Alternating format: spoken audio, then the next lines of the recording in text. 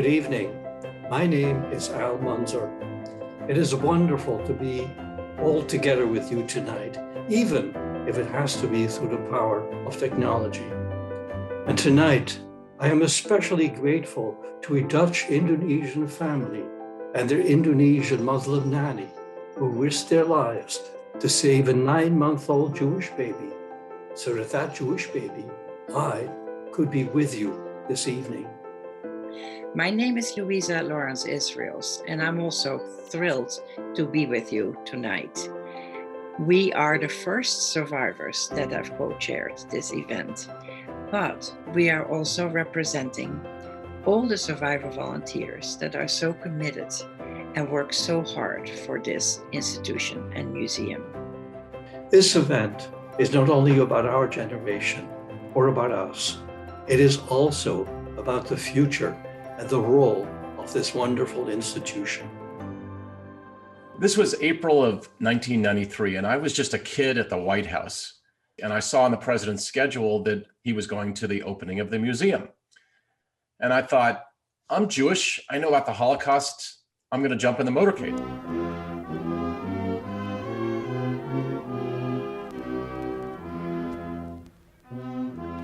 And I remember it was a cold, windy, rainy day, and we were in the middle of just the terrible tragedy in Bosnia and the former Yugoslavia. And I remember Elie Wiesel with his hair windswept, kind of blown over, lecturing the President of the United States. And Mr. President, I cannot not tell you something. I have been in the former Yugoslavia last fall. I cannot sleep since what I have seen. Something, as a Jew I am saying that. We must do something to stop the bloodshed in that country. And I'll never forget that day the rest of my life. When the museum opened, there was like this rush of excitement, right? For all the staff. I was looking at my diary, I keep a diary, and I was looking at the diary, it was like 39 days to opening, 28 days to opening, 14 days. And then the opening happened, and there was this crush of new visitors coming to the museum. This institution was about memory for me, right? I felt like it would be a place that my family could come to because we had no graveyard to go to. And when I saw how uniquely positioned the museum is to counter hate and to educate, it totally shifted because I saw the future. And it was this high that we had created this institution and so many people were coming in and learning the lessons that we so deeply wanted people to learn. I remember really the pride that I felt that our country would make central to its story on the Mall, the remembrance of the Holocaust, that how people are treated is really central to what it means to be American, what it means to be in a democracy, that we have responsibilities. It resonates with all of us. It like grabs our humanity by the shoulders. It wakes us up. It speaks for all those people that cannot speak. And it gives us, the rest of us, the imperative to act. Al and Louisa, thank you for your leadership and for inspiring so many people with your stories. And thank you to these passionate leaders who are so committed to our cause. I'm Andres Abril, the museum's Mid-Atlantic director. The theme of tonight's event is What You Do Matters. At this challenging time for our country, we come together motivated by the extraordinary resilience of the survivors and their unrelenting hope for a better future. And we are grateful to all of you for your support in helping the museum shape that future. This evening, we'll hear inspirational stories from survivors, dramatic readings by celebrities, and we will honor 2 outstanding recipients of this year's Elie Wiesel Award, the museum's highest honor, Ambassador Stuart Eizenstat and the U.S. Department of Justice Office of Special Investigations have both worked tirelessly to pursue some measure of justice for the unspeakable crimes perpetrated against victims of the Holocaust. Thank you again for joining us, and please enjoy the program. Good evening. The Elie Wiesel Medal is inscribed with words from his Nobel Peace Prize acceptance speech, which could have been written precisely with Ambassador Stuart Eizenstat in mind. One person of integrity can make a difference. In 1978, in his capacity as chief White House domestic affairs advisor under President Carter, he played a pivotal role in the establishment of the President's Commission on the Holocaust.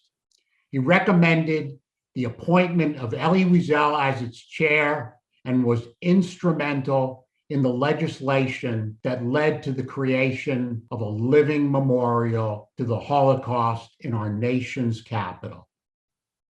Over the ensuing decades, Stu Eizenstat has made relentless efforts to secure justice for Holocaust survivors worldwide, playing a singular role in securing compensation and restitution. Stu, congratulations on being the 2021 recipient of our Elie Wiesel Award. I have to tell you that this is one of the most important awards I've ever received. I had a very close relationship with Elie Wiesel and, of course, with the museum. This was a difficult birth, but it was a beautiful birth, and a birth that has continued to flower in ways we never could have anticipated. So I'm touched very deeply by this award and most appreciative. Stu Eizenstat was serving as the U.S. ambassador to the European Union when he was asked by President Clinton to serve as chief negotiator on Holocaust victim assets issues. Then something quite seminal happened. I'm sitting at my desk at the U.S. mission to the European Union in Brussels, and I read early in the morning a front page story in the Wall Street Journal. It's a story about so-called dormant Swiss bank accounts that had been established by Jews trying to keep their money from the hands of Hitler and the Wehrmacht. And the bank said, we have no evidence of this. There were 54,000 possible accounts and 21,000 certain Jewish accounts. This then led to a series of lawsuits against the Swiss banks, which I was asked to mediate. And it was like peeling back the layers of an onion. We documented that the Swiss central bank, an instrumentality of the Swiss government, knew that they were accepting looted, confiscated gold taken by the Nazis from the countries they occupied, but also from Jewish jewelry and teeth, and smelted into disguised gold bars because they knew that this exceeded the inventory of gold that the Reich Bank had. We're issuing today a preliminary study entitled U.S. and Allied Efforts to Recover and Restore Gold and Other Assets Stolen or Hidden by Germany During World War II. Lawsuits were then filed against German and Austrian slave labor companies. This will benefit tens of thousands of Americans, Christian and Jewish, who were slave or forced laborers for German industry, for SS companies, and for German public companies during World War II. This is the first time in recorded history, before or since, private companies were being held to account for the injuries, damage, death that they had done to private individuals.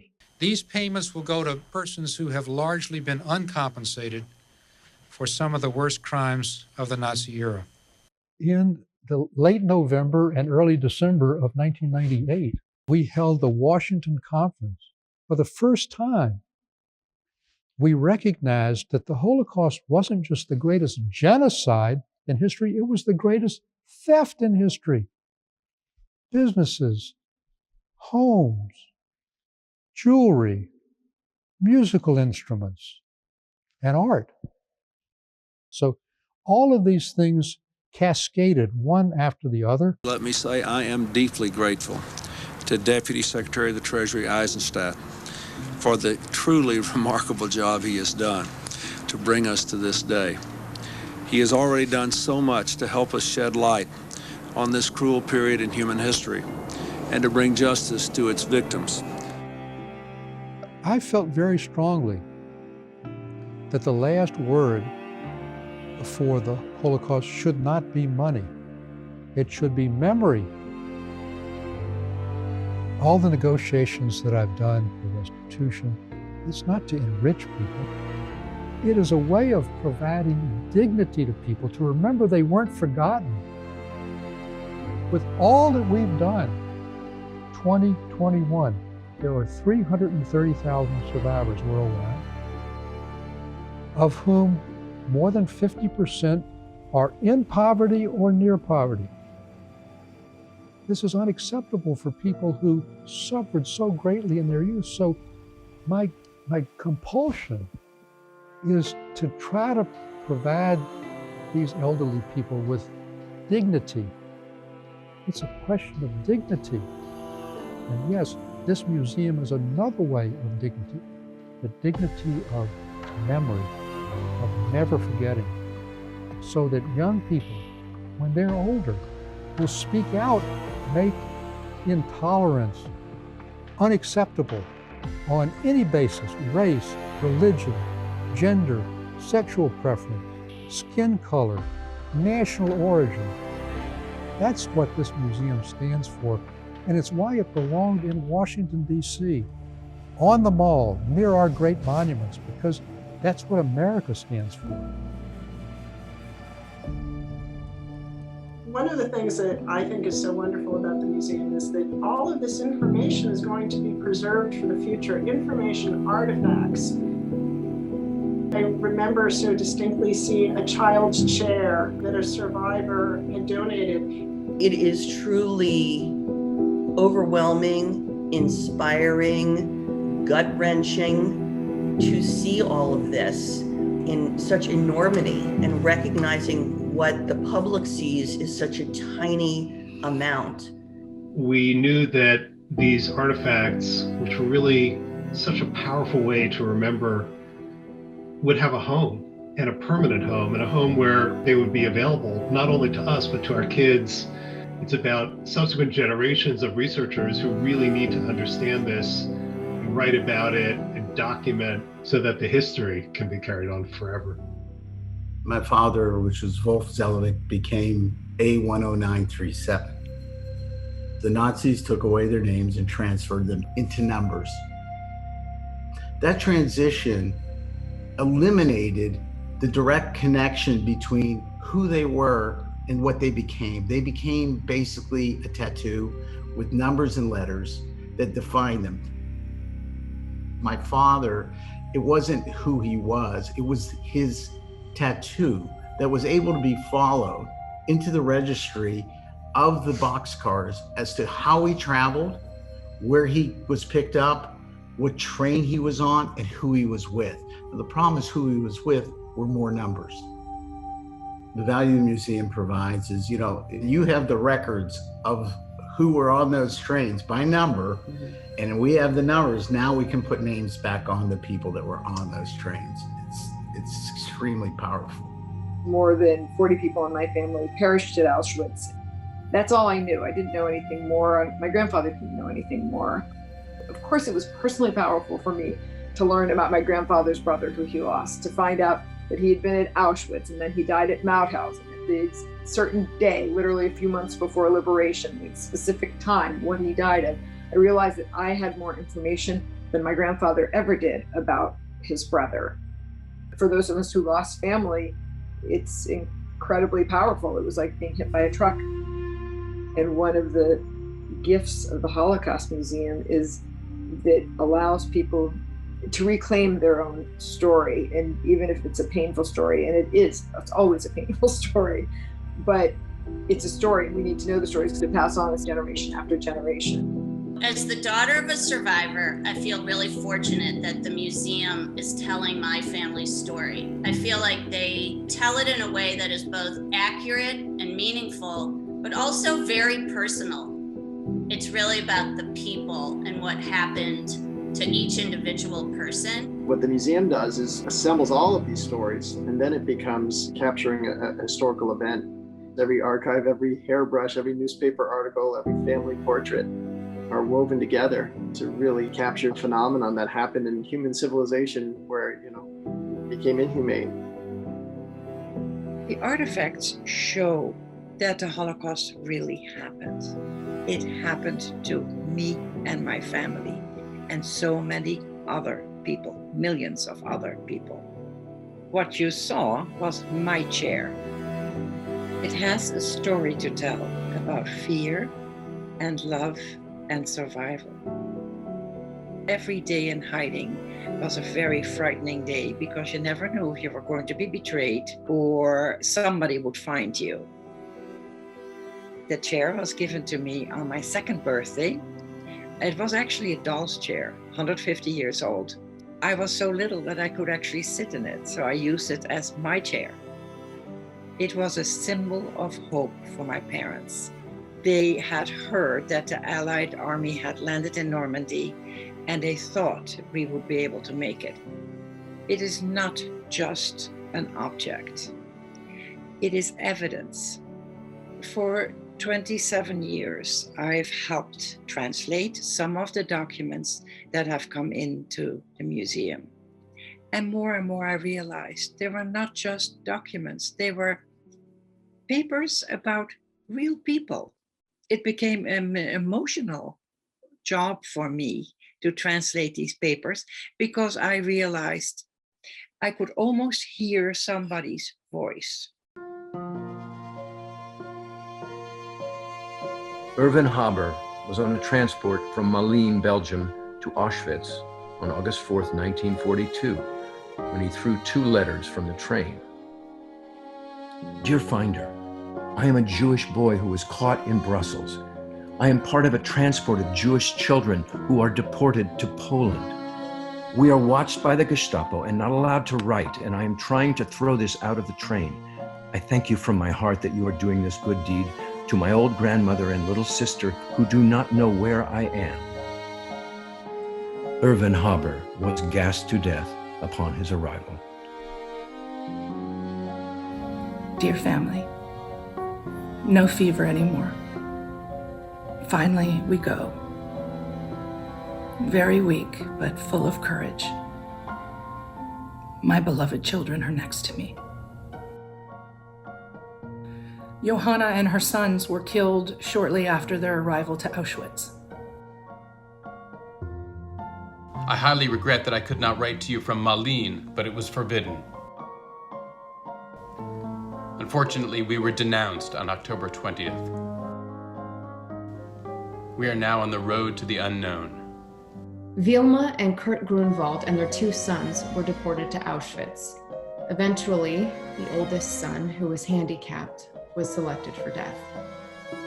In a state of mind that is unimaginable to us, Wilma decided to voluntarily accompany him to the gas chambers so that he would not have to go through that ordeal alone. You, my only and dearest one, do not blame yourself for what happened. It was our destiny. Take care of the little golden boy and don't spoil him too much with your love. Have a fabulous life. We must board the trucks. Into eternity, Wilma. We would be the fathers, the teachers, educators of the future. But no, we shall certainly not live to see it. With my own ears, I listened to the terrible symphony of weeping, screaming, and shrieking that engulfed the whole 10,000 people, young and old, grown-ups and babies. ripping heavens to shreds. We note a proof of guilt which is useless for ourselves. The trace should be thrown like a stone under the wheel of history in order to stop it. We may now die in peace. We fulfilled our mission. May history attest for us.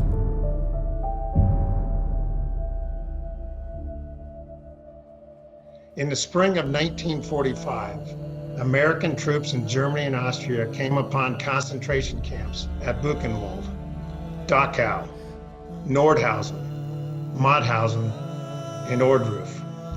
The soldiers saw the camps with their own eyes, and the truth was undeniable. The things I saw beggar description. The visual evidence and verbal testimony of starvation, cruelty, and bestiality were overpowering. Inside the fence, there were hundreds and hundreds of people crowding. I was 13 years old. I could worm my way through them to get to the front. We heard a voice telling us, "You are free." It's undescribable, unbelievable. The first minutes, it was magic. It was a miracle. It was a cocktail of happiness. I think I remember shouting and waving, and then I collapsed unconscious. These people were scheduled to die, and the preparations were so efficient from the standpoint of disease and starvation. There isn't much that can be done about it. So hungry. I remember being so hungry. We were so isolated, cold, abandoned by the world. A little girl, doubled with the gnawing pains of starvation, cried pitifully for help. Everywhere we turned, the pathetic cry of "Wasser, Wasser" met our ears. So that was the first time I saw Americans, American young soldiers, feeding us, dressing us. They were wonderful. They were the best people that I can imagine. Dear Mother, anything you hear about that place, you can believe. It is not propaganda. It's all the truth, as I saw it with my own eyes. A sergeant whose mother and father disappeared into a Nazi concentration camp 3 long years ago turned his head and remarked in a tear-choked voice, "And Hitler wanted to rule the world." To Johanna, Erwin, Vilma, David, and all the others, we will never forget. We pledge to you that we will make your mission ours. When the museum opened, the Holocaust was living memory. We can't let it become distant history. The memory is now in our hands, in your hands. The challenge is, what are we going to do with it? Memory was never meant to be contained in this building. It was meant to be unleashed as a force for change. Anti-Semitism and hate didn't start with the Holocaust, nor end with it. They are relentless problems, and we too must be relentless. Because the world always changes, but human nature never does.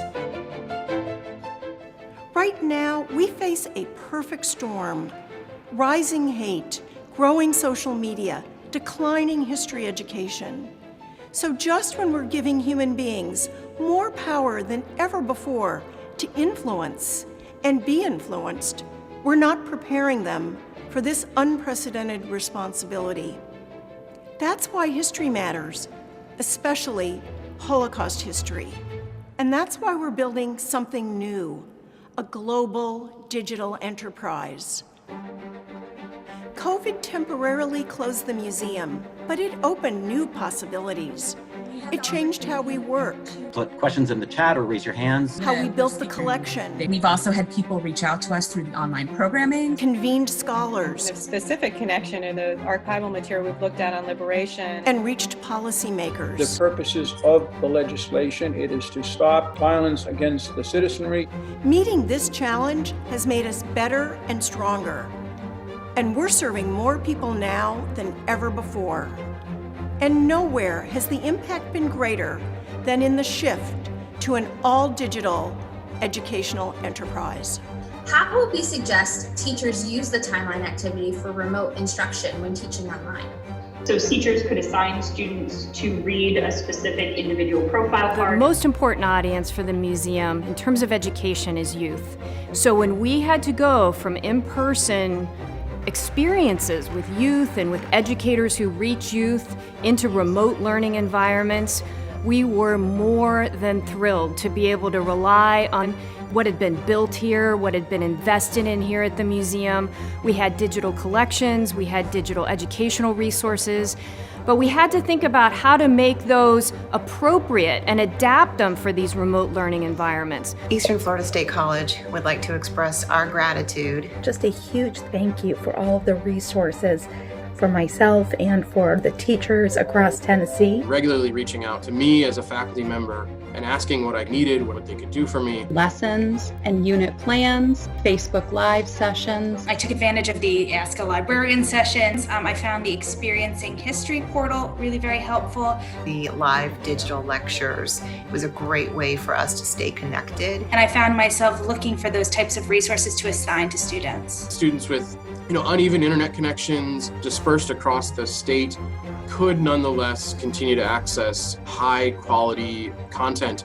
And that for us was really exciting because we knew that that was immediate needs, but we also wanted to think about, is it just for the moment or can this help us in the long run? For example, in the summer, we would normally bring 250 teachers to the museum to learn about content and pedagogy.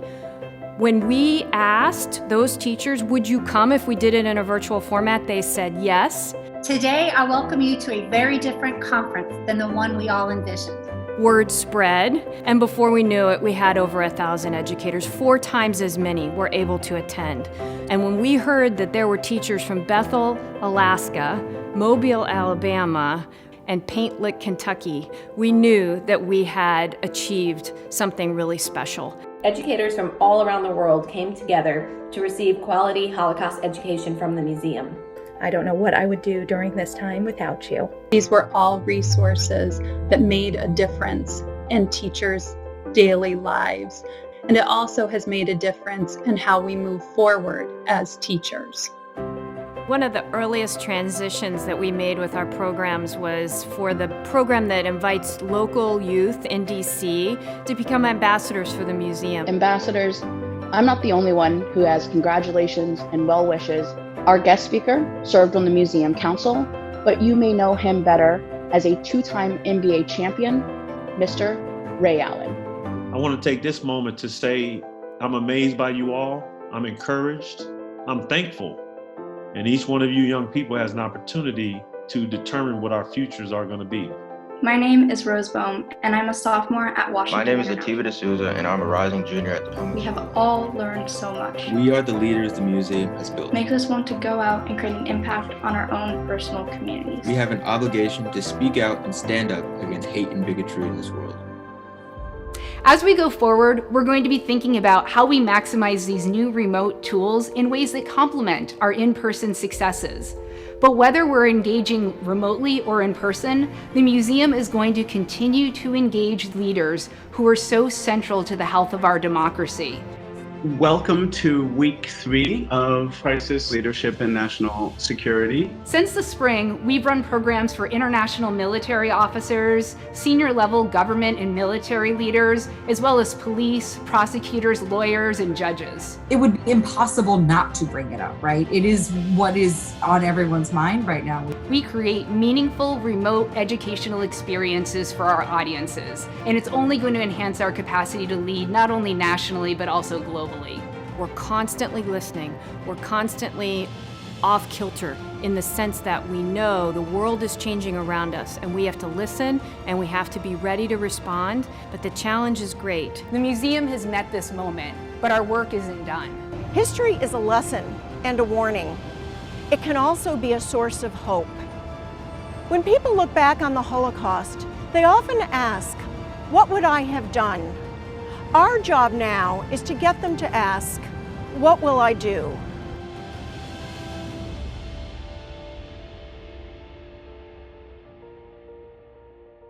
What we just saw was only possible because of your generous support. And thank you all for joining us. I am Howard Lauber. As the chairman of the United States Holocaust Memorial Museum, I have had a front row seat to the incredible job the museum staff and leadership has done to keep our virtual doors wide open as the entire country had to shift to remote learning. Nothing must ever stand in the way of our unwavering commitment, our responsibility to keep Holocaust memory alive. I am the grandchild of Jewish refugees who immigrated from Thessaloniki, Greece, to the United States in the early 1900s. They left behind relatives, friends, and a thriving Jewish community that was completely decimated during the Holocaust. Nearly all of the 60,000 plus Jews were murdered at Auschwitz. The question now is not only what does this history, this memory require of us, but what does the future demand of us? At a time of rising violent anti-Semitism and continuing genocide, we must invest now in the future we want for our children and grandchildren. In these challenging times, it is clear we have much work ahead of us. It is up to us to ensure that the museum can continue to expand its educational mission through digital outreach and build a truly global enterprise at a time when 2/3 of young people do not know 6 million Jews were murdered in the Holocaust. Unimaginable. It is up to us to ensure that the museum can push back on the ever-present and increasingly bold voices of those who would deny or distort the history of the Holocaust. I said it's up to us earlier because we literally need everyone's support. Now is the time to renew our responsibility to ensure that the world will never forget. Please give generously. Thank you. It's so important that the mission of the Holocaust Museum continue. For me, supporting the museum is not only about supporting Holocaust memory, it's about ensuring that the future is going to be better. One of the things that I find really the most amazing about the museum is how it's become the beacon of a moral conscience. When people say never again, they don't only mean never again to us. As a living memorial to the 6 million, as a place of Holocaust education, as a leader in the world in terms of speaking out against acts of genocide, I think the role of the museum is far more critical today than perhaps it ever was. The museum needs you to support its programs, so please give. The Holocaust deprived me of the support of a father and of the companionship of two sisters. On a very personal level, justice for me meant trying to find out what happened to my sisters. We knew exactly what happened to my father, sadly. But all I knew about my sisters was that they were betrayed and were killed in Auschwitz. And it was very important for me to try to find out who it was that betrayed them. And so I was able to find out the woman they were hidden with and the name of the woman's husband who betrayed her and my sisters to the Nazis.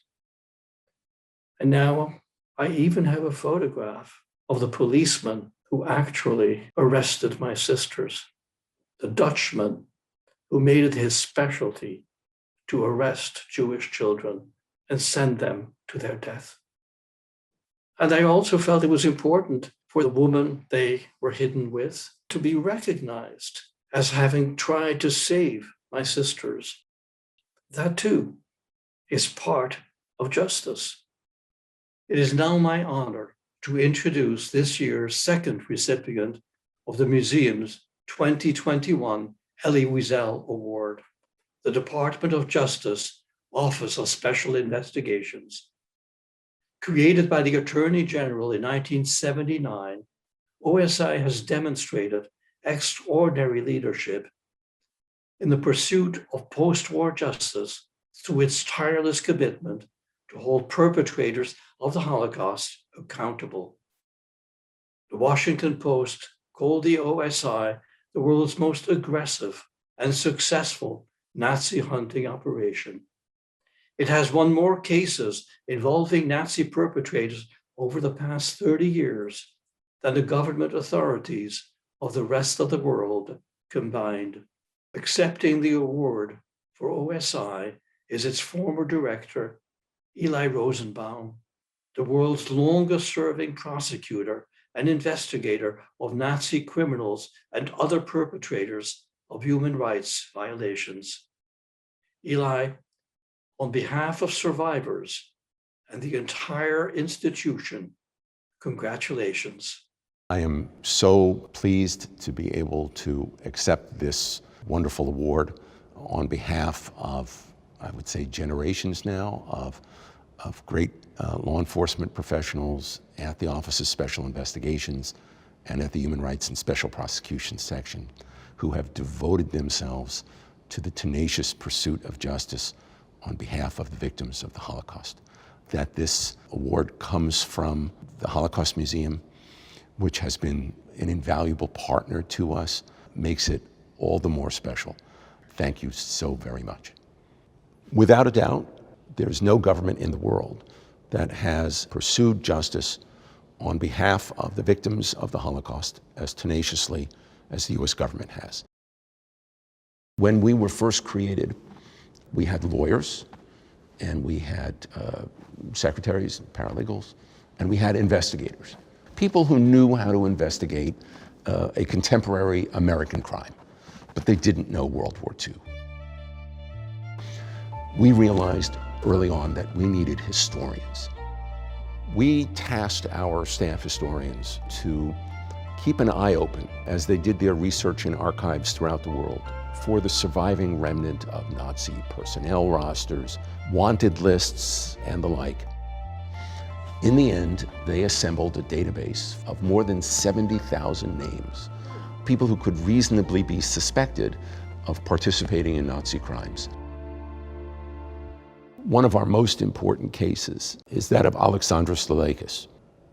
During World War II, he was the chief of the Lithuanian security police for all of Vilnius province.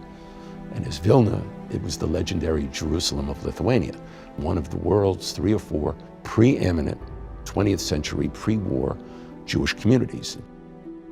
Almost the entire community, more than 50,000 people, were killed. Almost all of them in pits outside Panarai, Lithuania, of course known to Jews as Ponar. Many of them were sent there by Leleikis. We couldn't prove any of that because the Soviets kept telling us that they didn't have any documents that he signed, although he readily admitted that he served as the Lithuanian security police chief. He insisted he had nothing to do with the Jews. And then, in words that would ring in my ears for almost 10 years, he said, "Show me something that I signed." He had us. Finally, when the Soviet Union collapsed, our office negotiated access to the archives. We were the first people to get into those archives. And one of our historians found document after document signed by Leleikis in black, in blue, in red, sending Jews to be killed. The documents are heartbreaking. And the one that touched all of us who worked on this case the most was a series of documents that tell the story of a Jewish woman named Gita Kaplan and her daughter Fruma. They had gotten out of the ghetto, arrested, sent to Leleikis' attention. As you follow the documents, he orders them held in the hard labor prison. They get put in cell 17. We see a German list of Jews being held in the prison, from which we learn Fruma's age, which was 6. And then we see that the last couple of weeks of December, mother and daughter are taken to Pinar, to the edge of the pit, where the bodies of thousands of people who went before them were dead. Probably many were still dying. It's an unimaginable an absolutely unimaginable scene, especially if you're a parent. And then they too are shot, and they have no grave. Lileikis worked for a Lithuanian encyclopedia company in the United States, and one of the more remarkable parts of his story is literally the day after he arrived at Ellis Island, he was featured in a pre-Thanksgiving story in a Massachusetts newspaper with his relatives who lived there, expectantly over a pot in which presumably there was a turkey. And they were presented as refugees and the modern day equivalent of the Pilgrims. Having questioned a lot of Nazis in this country, I expected monsters out of central casting. What I found were seemingly ordinary people. And that, in a way, is more frightening. When I think about the work that lies ahead, which mostly involves ongoing atrocities and recent atrocities and, alas, future crimes, I hope that those who follow in the investigation and prosecution of these cases will do at least one thing the way we did it at OSI, which is never, ever give up. And the reason you never give up is to pursue the most important of all of the post-Holocaust imperatives, which of course is never again. Our deepest congratulations again to the two remarkable recipients of this year's Elie Wiesel Awards. It is an incredible feeling that people care so much. It gives me a feeling of hope. We have done what we can to keep the memory of the Holocaust alive and to make sure that the lessons have been learned. The future is in your hands now. What will you make of it?